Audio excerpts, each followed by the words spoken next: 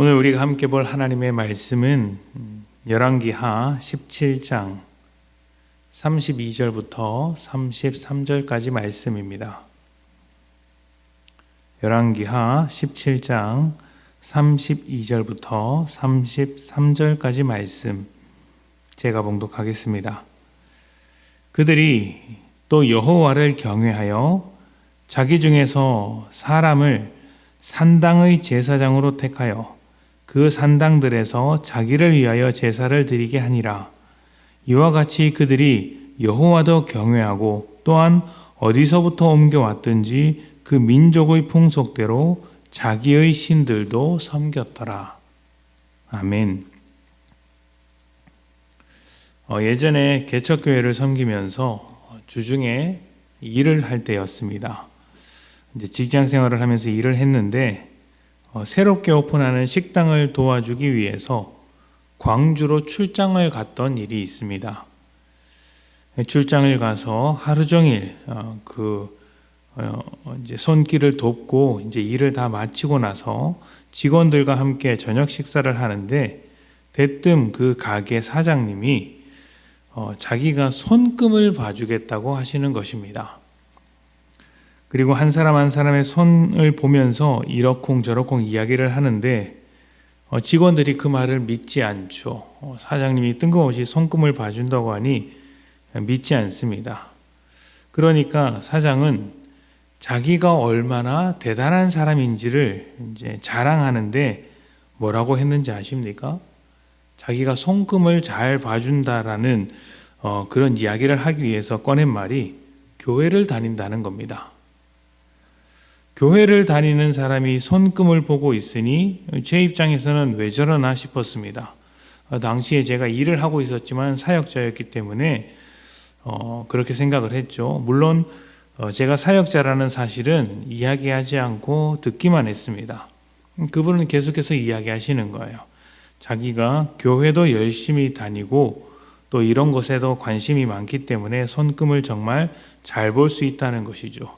그리고 그게 부족했는지 나중에는 절에 유명한 스님과도 아주 가깝게 지낸다, 친하게 지낸다 이런 이야기를 하시는 것입니다. 도대체 무슨 말을 하고 싶은 것일까요?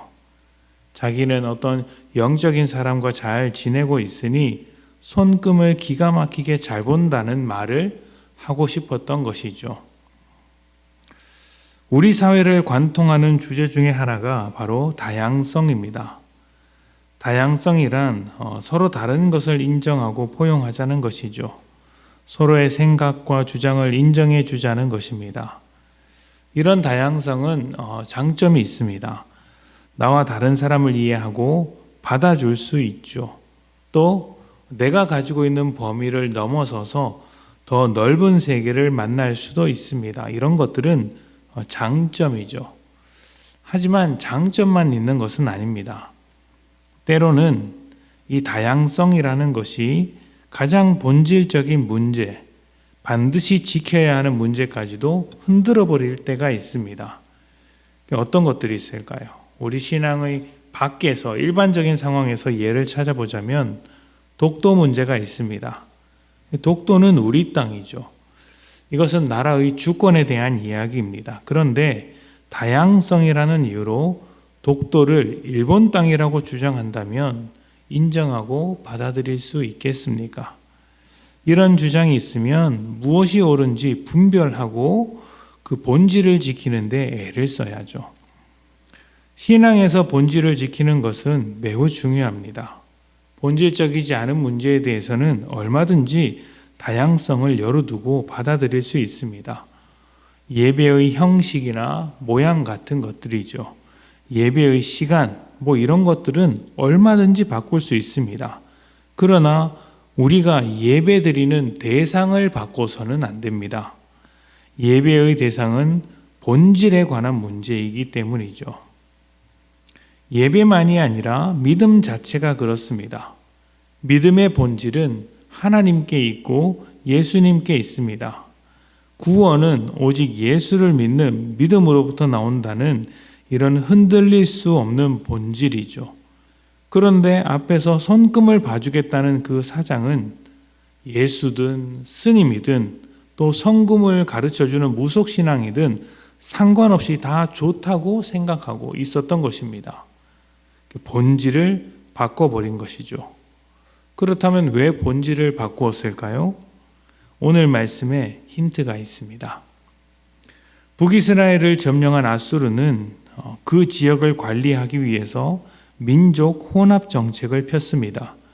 민족끼리 함께 모여 있으면 힘이 생기게 되고 또 소란이 일어나고 반역이 일어날 수 있으니까 애초에 싹을 뽑아버리는 것이죠. 그래서 이스라엘 사람들을 저 멀리 흩어버려서 다른 지역에 보내고 다른 지역에 있는 사람들을 그곳에 불러서 살게 했습니다. 그러다 보니 사람들이 섞이게 되고 더 이상 이제 민족끼리 연합하는 일은 없어지게 되죠.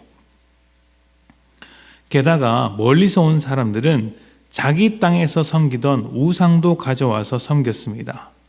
그러다가 한 사건, 사자가 사람을 죽이는 일이 발생하게 되는데 우상들을 섬기는 사람들은 자기들이 믿는 대로, 자기들이 해왔던 대로 이 땅에는 신이 누구냐? 이 땅의 신을 섬기지 않아서 이런 일이 벌어졌구나 생각해서인지 이 땅의 신 여호와 하나님도 섬겨야겠다고 하는 것입니다. 그리고 이렇게 말을 합니다. 32절인데요. 그들이 또 여호와를 경외하여 자기 중에서 사람을 산당의 제사장으로 택하여 그 산당들에서 자기를 위하여 제사를 드리게 하니라. 아멘. 32절에 보면 여호와를 경외했다고 말하지만 진정으로 경외한 것이 아닙니다. 이것은 그냥 종교적인 표현일 뿐입니다. 왜냐하면 자기 중에서 제사장을 선택했다고 했기 때문이죠. 우상을 섬기는 사람 중에서 제사장으로 선발해 하나님을 섬기게 했다는 것입니다. 그러나 하나님은 레위인 중에서 제사장을 뽑으라고 하셨죠. 진정으로 하나님을 경외했다면 하나님의 말씀을 따라 그렇게 했어야 합니다. 그런데 안 그럽니다. 왜 그럴까요? 그들에게 중요한 것은 자신들에게 나쁜 일이 생기지 않도록 좋은 일만 생기도록 해주는 그것이지 누구를 섬기느냐, 누구의 뜻을 따르느냐 하는 것은 별로 중요하지 않기 때문입니다.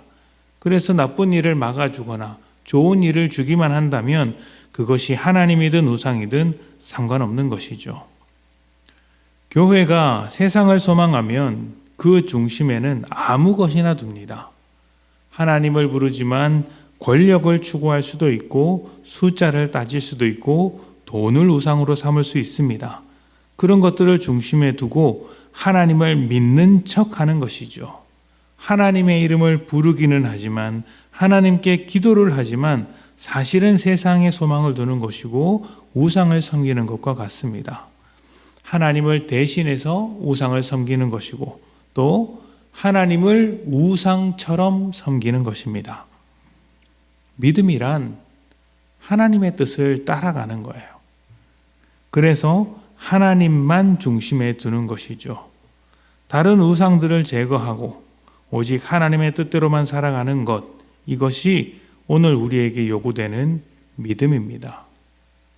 세상의 수많은 우상 앞에서 하나님의 뜻만 새기며 살아갔으면 좋겠습니다. 다양성을 요구하는 세상 속에서 수많은 이야기들이 들리지만 우리의 믿음의 본질을 지키며 하나님의 뜻을 이루어가는 복된 성도님들이 되시기를 축복합니다. 우리 함께 기도하겠습니다.